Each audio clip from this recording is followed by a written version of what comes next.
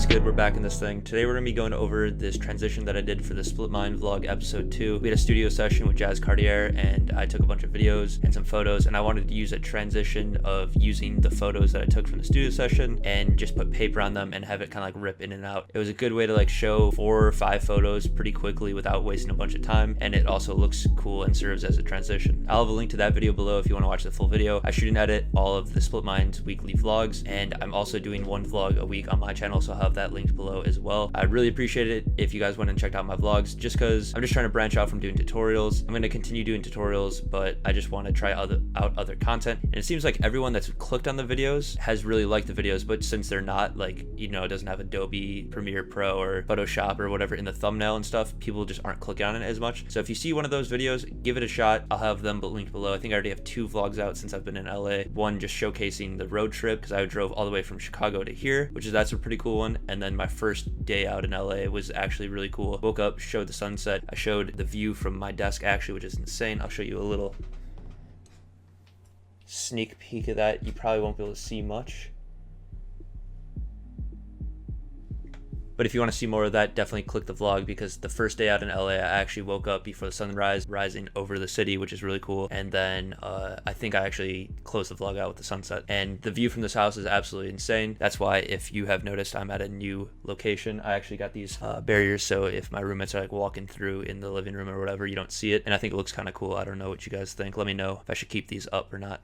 Yeah, I know I'm kind of just rambling right now. Just wanted to get a few things off my chest, kind of explain where I'm going with the channel. If you want to keep up with what I'm doing out here in LA, be sure to follow me on Instagram, Twitter, all the social medias. I'll have them linked below, as well as join my Discord, because I just like hopping in there, and when I have a chance to edit or whatever, just go live stream on there, just chat with you guys. If you haven't already, be sure to subscribe, because I do a lot of, like I said, vlogs, tutorials on music videos. If you haven't already, be sure to subscribe, because I think like 50% of you guys are not actually subscribed. I'm trying to get to 100,000 subscribers by the end of the year, and it would be greatly appreciated if you subscribed or told a friend that is interested in the stuff that I do. I'm going to be doing vlogs in the music industry, as well as tutorials on music videos, and just a bunch of stuff in the hip-hop scene. So if you're interested in any of that, be sure to subscribe, as well as like and comment. Let's go for 500 likes, 100 comments on this video. It really does help push my content to other people that want to see these types of videos. If you want to support the channel even more, you can go over to briandelmata.com, check out my texture pack. We're actually going to be using it in this video. It's just a bunch of really high quality digital assets that help you get that paper rip effects and transitions, kind of like awge and Lone Wolf, as well as you support the channel and get some really high quality digital assets. But yeah, that's enough talking for right now. Let's get into the video, break down this effect, and just show you how it's done. So the first thing I did is I just picked out 4 photos that I'm going to be using. I'd recommend a mixture between horizontal and vertical, because obviously you want to fill the 1920 by 1080 composition of your project, assuming that you're shooting that way. But yeah, I just think it's best to have a mixture of both. You can use screen grabs from your music video or whatever, but I think for this transition, I just wanted to showcase a bunch of photos that I took really quickly, because I think there were some really cool photos, and yeah, it's just a cool way. So I'm going to start off by actually using a horizontal clip that takes up a majority of the screen, and I'm just going to scale it up so it fits the right aspect ratio. The first thing I'm going to do is go to my texture pack and go to Black Sheet 15. It's out of the Paper Rips and Folds pack. I'm going to be using basically every pack in this video. I'll just be showing what textures are from what pack so you guys can follow along. And then I'm just going to scale this up a decent amount. I think I just wanted to rip in half, kind of how I did it in the original video. So I'm just going to scale it up, maybe get some of that in the corner. I think that looks pretty cool. And then click enter, go down here and go to screen. Also going to go to our image here, convert it to a smart object by right clicking, click convert to smart object. Going to go to add noise, and maybe just bring something up, use uniform, and then I'm going to use monochromatic. You don't have to do any of this, but I just think it makes it look a little bit better, as well as go to adjustments and then use the photo filter. I like using sepia, and then maybe just bring it up a decent amount so it has that kind of vintage look to it. And then I'm also going to convert our paper texture to a smart object and go to image adjustments, photo filter, and then just drag that up a little bit to not as much, like 15. And then I'm going to do it for these first 2 images, but throughout the tutorial I'm not going to do it just to save time. But just keep in mind that you can do this to every single image to make it have that look, but it just takes a little extra steps. So I'm going to just go ahead and skip that in the tutorial. And then what I like doing is just highlighting both clips by holding Control and clicking on both of them, and then clicking Control J or Command J to duplicate them, and then go ahead and merge them. And that way, if you mess up, you can go back and change the 2 images. I'm going to name this background, and then go here and go to the polygon lasso tool, and then I'm just going to follow where the rips are and go around the image. And then I'm going to make sure I'm selected on the background layer and click Control J, and then I'm going to turn off that layer just to make it a little less confusing. Control click on the image here. It should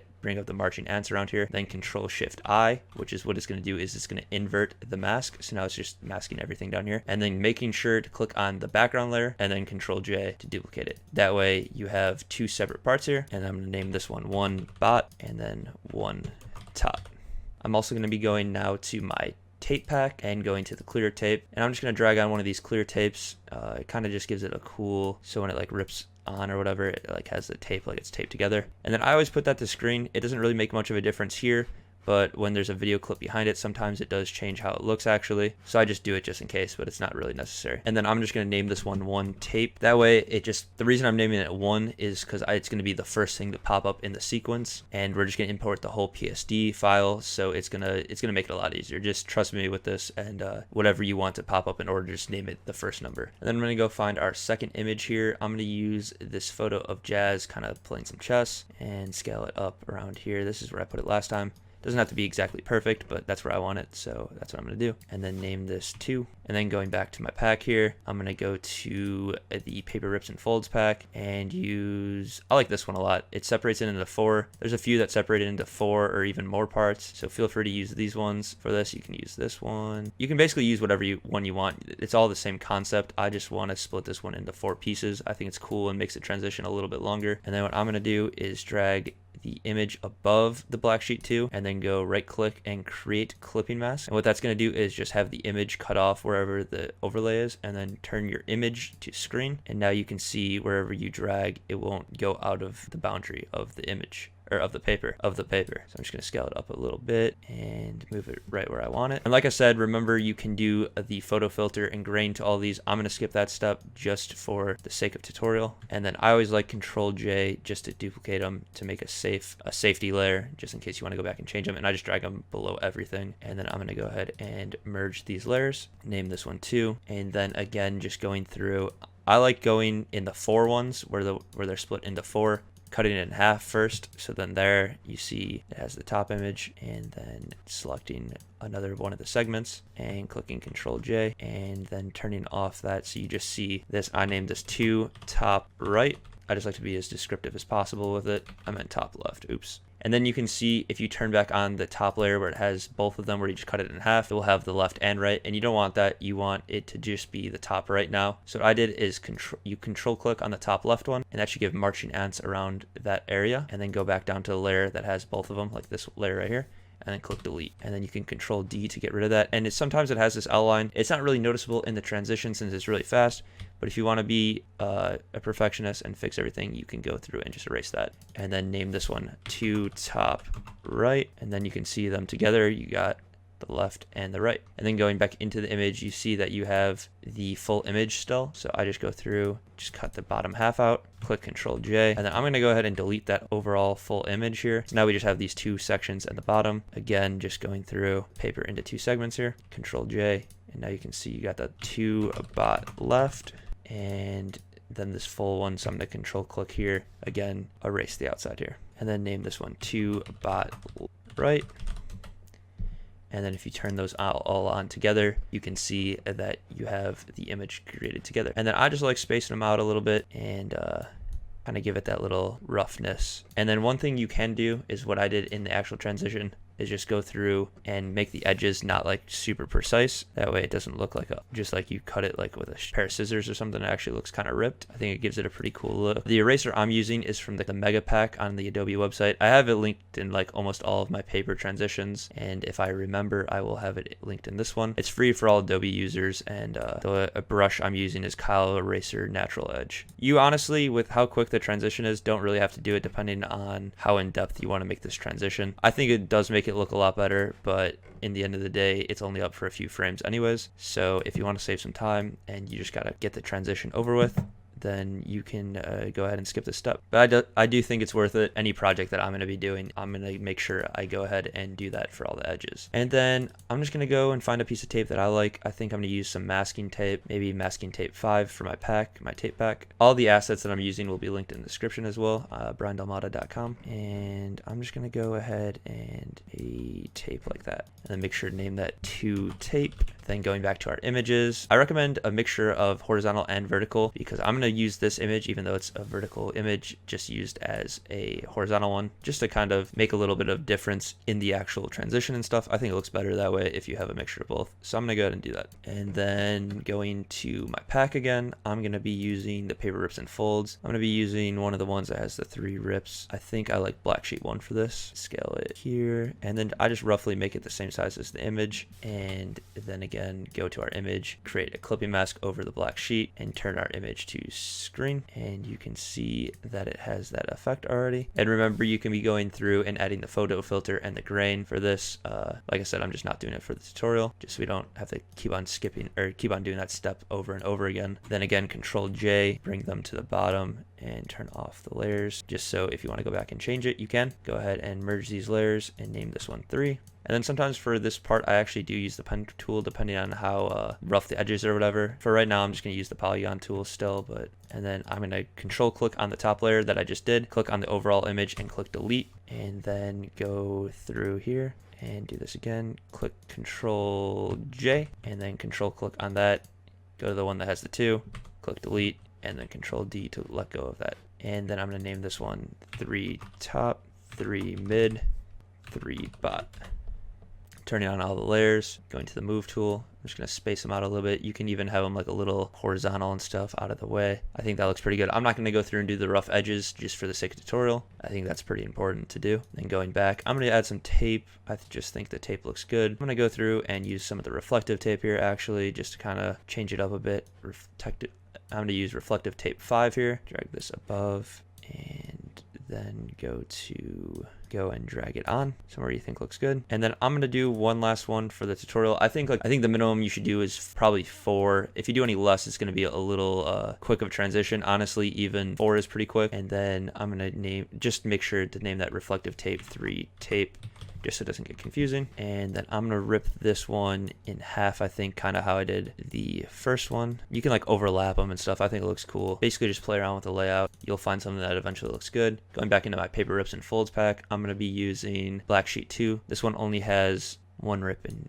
down the center, so I like this one. It's pretty easy for the transition. And then again, creating a clipping mask and drag it up a little bit so it covers the whole image. Going to screen, remember you can do those photo filters and grain to make it look a little bit better. Duplicate, drag it down so you can turn off the layers. Here, merge layers, name it 4, go to the polygon tool and then Control J and then control click on it and delete the bottom part. That way you have 4 top and 4 bot, so you can turn it on and off. This one's going to look a little weird because I'm not going to do the rough edges. I brought the bottom one down and then I'm going to actually bring the bot above the top layer here and kind of just have it overlay a bit. If I were to redo this, I probably wouldn't have his face be cut off. I'd probably scale it up so it doesn't overlap like that. I didn't really think about that as I was doing it, but I still think it looks good. And then I'm going to go to tape. I'm going to drag on tape number 9 here. And then again, just naming it 4 tape and turning it to screen, just because that's what I always do,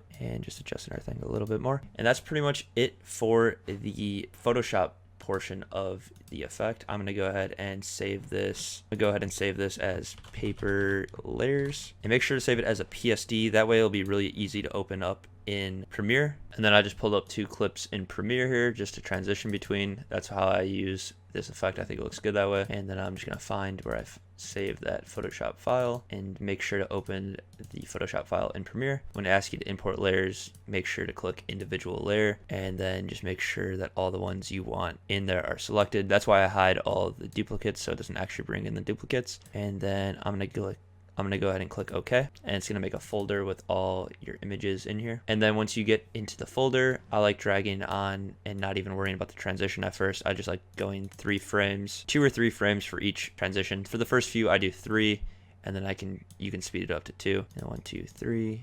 And I also like dragging on the tape along with the second image, so that way when the second image comes up, the tape pops up as well. You can also go a few frames if you wanted to like add a sound effect for the tape a few frames after, so like there and then the tape, but I like having the tape pop up at the same time, just a different option. And then let's go 1, 2, 3, and then you can drag in the 4 or your second one however you want. I'm going to go 2 frames in between each of these because I think it just looks good when it's a little faster for these. And then I'm gonna go 2 frames here. And since this is where the tape is in the image, I'm gonna bring both of them in right now. And then the top left 2 frames after that. So as you can see, I'll just play through it a little bit. You can see what's happening here. They're just popping up in order. And then 1, 2, 3. I like in between each images doing 3 just so it gives it a little bit more of time for the viewer to look at it. And then I'm gonna go, and I just drag these clips all the way to the end so that way it just stays up the whole time. And then here, also gonna need to drag on the tape because that's where the tape comes up at. 1, 2.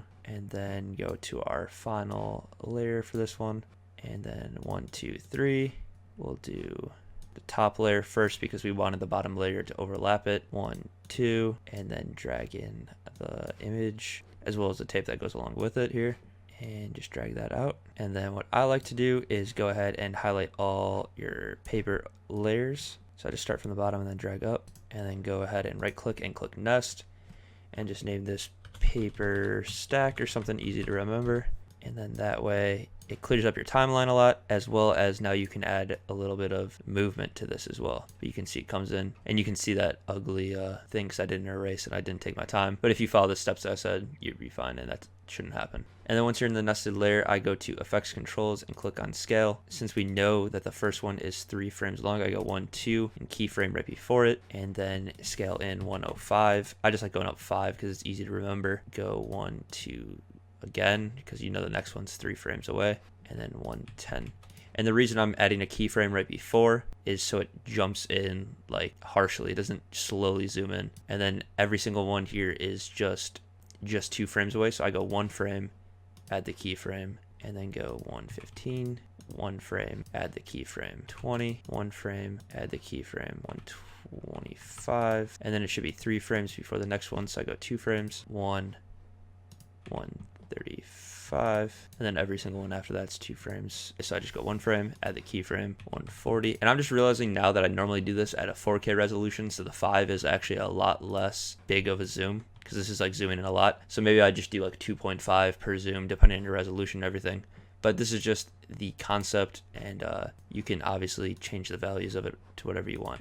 But we're just going to stick with it. It's going to look a little weird, but just for the sake of the tutorial, I'm just showing you the concept. And then keyframe right before it, 155. And then we'll leave this for like 4 frames or something and clean it up. And then play that through. Obviously, that's a pretty aggressive of a zoom. Like I said, I would just change the value of how much you zoom in per time. Or you don't even have to do the zoom. Honestly, it's not really necessary. I just think it looks kind of cool because it makes it feel like it's like stacking. And then the last thing you're going to need is some sound effects. I like using sounds from freesounds.org because it is free. And I just typed in like camera flash for this one, and then like paper crumble for the one that I'm going to be using after.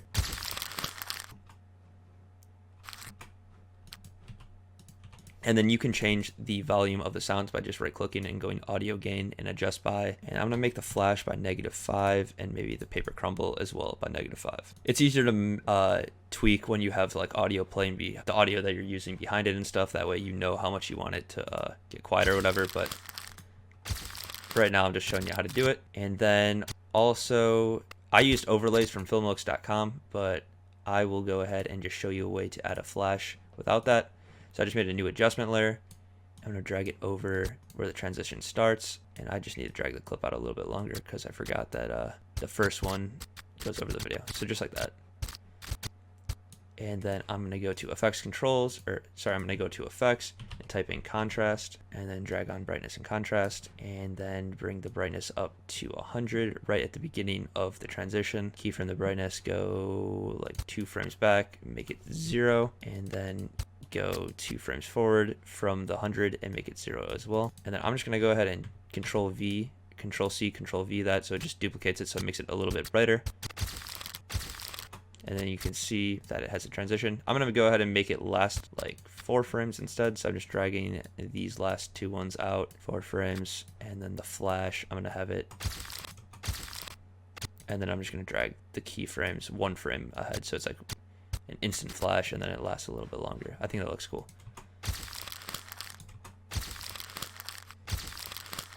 But yeah, guys, that's pretty much it for this effect. If you did enjoy the video, be sure to like, comment, subscribe, tell a friend, share one of my videos on Instagram, share one of my videos on Twitter or something. Really does help push my content to other people that want to see my videos. I'm really aiming for the goal of 100,000 subscribers by the end of the year, and I think we can do it. I just need a little help from each one of you guys. So I really do appreciate it. Be sure to follow me on Instagram, Twitter, all the social medias. I'll have them linked below just to kind of keep up with me when I'm not making tutorials.